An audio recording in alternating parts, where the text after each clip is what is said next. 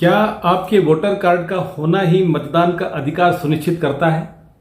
क्या चुनाव आयोग आपके नाम का पुनः सत्यापन कर सकता है?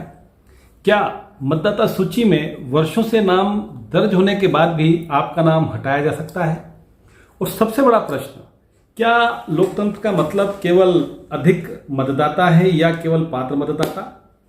नमस्कार, मैं डॉक्टर विश्वास चौहान और आज के कोर्टनामा में हम चर्चा करेंगे एसआईआर पर सुप्रीम कोर्ट के इस संबंध में नवीनतम निर्णय की। जैसा कि आपको पता ही है कि 27 मई 2026 को भारत के सुप्रीम कोर्ट ने इन सभी प्रश्नों का उत्तर एक ऐतिहासिक निर्णय में दिया है, जो आने वाले वर्षों में भारतीय चुनावी कानून की दिशा तय करेगा। और आज हम समझेंगे बिहार के स्पेशल इंटेंसिव रिवीजन अर्थात एसआईआर पर इस महत्वपूर्ण निर्णय को बिल्कुल सरल भाषा में, लेकिन वैदिक तथ्यों, संवैधानिक सिद्धांतों और वास्तविक न्यायिक संदर्भों के साथ। सबसे पहले घटनाक्रम समझिए। बिहार में अंतिम व्यापक गहन मतदाता पुनरीक्षण वर्ष 2003 में हुआ था।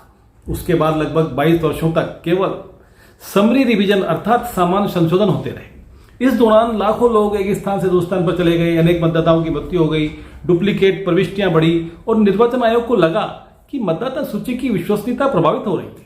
आयोग का मत था कि यदि मतदाता सूची को समय समय पर व्यापक रूप से अपडेट नहीं किया गया तो चुनावी प्रक्रिया की शुचिता प्रभावित हो सकती है।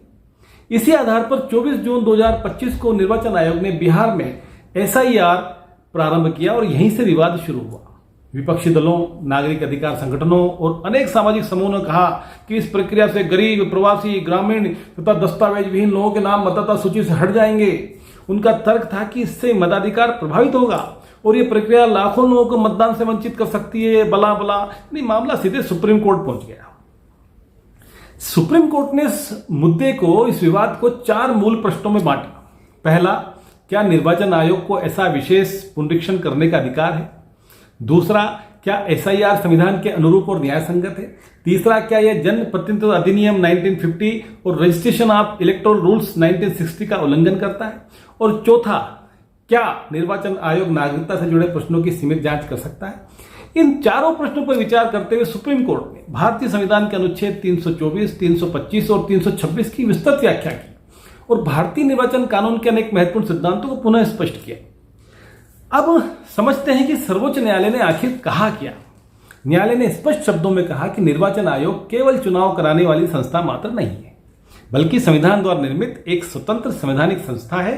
संविधान का अनुच्छेद 324 उसे चुनावों और मतदाता सूचियों पर सुप्रिटेंडेंस और डायरेक्शन एंड कंट्रोल अर्थात पर्यवेक्षण और निर्देशन और नियंत्रण की शक्ति प्रदान करता है। सुप्रीम कोर्ट ने यह भी कहा कि संसद द्वारा चुनाव संबंधी कानून बनाए जाने के बाद भी निर्वाचन आयोग की मूल संवैधानिक शक्ति समाप्त नहीं होती।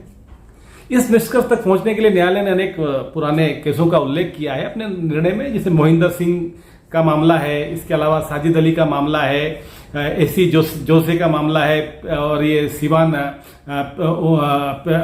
कन्हैयालाल का मामला है।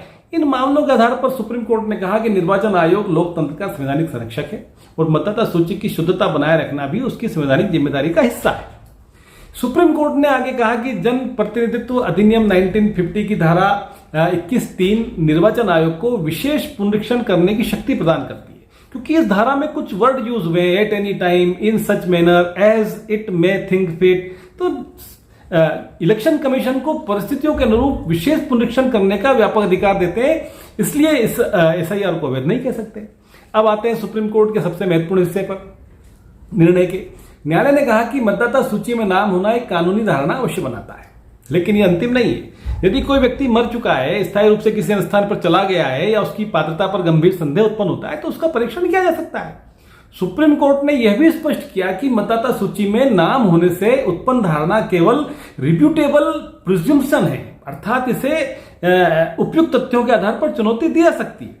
और सुप्रीम कोर्ट का निर्णय अत्यंत महत्वपूर्ण सिद्धांत है, क्योंकि इससे यह स्पष्ट होता है कि मतदाता सूची कोई स्थायी और अपरिवर्तनीय अभिलेख नहीं है, बल्कि गतिशील सार्वजनिक दस्तावेज है जिसे समय समय पर अपडेट किया जा सकता है। दस्तावेजों के संबंध में भी न्यायालय महत्वपूर्ण टिप्पणी की। न्यायालय ने कहा कि आधार कार्ड पहचान का प्रमाण है, नागरिकता का नहीं। राशन कार्ड नागरिकता का निर्णायक प्रमाण नहीं है। इसी प्रकार इपिक अर्थात वोटर कार्ड भी स्वयं नागरिकता का अंतिम प्रमाण नहीं माना जा सकता, क्योंकि यह पूर्ण पंजीयन पर आधारित दस्तावेज है। इसलिए निर्वाचन आयोग द्वारा विभिन्न दस्तावेजों का अलग अलग विधिक महत्व निर्धारित करना मनमाना नहीं कहा जा सकता। नागरिकता के प्रश्न पर सुप्रीम कोर्ट ने अत्यंत संतुलित दृष्टिकोण अपनाया। कोर्ट ने कहा कि संविधान का अनुच्छेद 326 केवल भारतीय नागरिकों को ही मतदान का अधिकार प्रदान करता है, इसलिए नागरिकता और मतदाता की पात्रता का संबंध ये अलग अलग नहीं है। लेकिन साथ ही न्यायालय ने यह भी स्पष्ट किया कि निर्वाचन आयोग किसी व्यक्ति की नागरिकता का अंतिम निर्णय नहीं कर सकता। आयोग केवल सीमित स्तर पर तथ्यों की जांच कर सकता है ताकि यह सुनिश्चित किया जा सके कि मतदाता सूची में केवल पात्र व्यक्ति ही बने रहे। तो नागरिकता का अंतिम निर्धारण सक्षम वैधानिक प्राधिकारी द्वारा किया जाएगा। इस प्रकार कोर्ट ने निर्वाचन आयोग की भूमिका और नागरिकता निर्धारण की विधिक प्रक्रिया के बीच स्पष्ट संतुलन स्थापित किया। इस पूरे निर्णय की आत्मा एक वाक्य में समझिए कि लोकतंत्र केवल अधिक मतदाताओं का नहीं बल्कि पात्र मतदाताओं का भी प्रश्न है। सुप्रीम कोर्ट ने पहली बार इतने स्पष्ट रूप से कहा कि प्योरिटी ऑफ इलेक्शन रोल अर्थात मतदाता सूची की शुद्धता स्वयं एक संवैधानिक मूल्य है। इस निर्णय ने दो महत्वपूर्ण सिद्धांत स्थापित किए। पहला, कोई पात्र नागरिक मतदान के अधिकार से वंचित नहीं होना चाहिए, और दूसरा, कोई अपात्र व्यक्ति मतदाता सूची में भी नहीं रहना चाहिए। यही समावेशन और शुद्धता के और बीच संवैधानिक संतुलन है। यही इस निर्णय का वास्तविक संदेश है और यही भारतीय लोकतंत्र के भविष्य के लिए इसकी सबसे महत्वपूर्ण देन भी है। तो मित्रों, यदि आप विधि, संविधान, न्यायालयों और समकालीन कानून विषयों पर ऐसे ही तथ्यपरक, शोधपरक और न्यायिक विश्लेषण चाहते हैं तो देखते रहिए कोर्टनामा। तब तक के लिए नमस्ते। सदा वत्सले मातरम।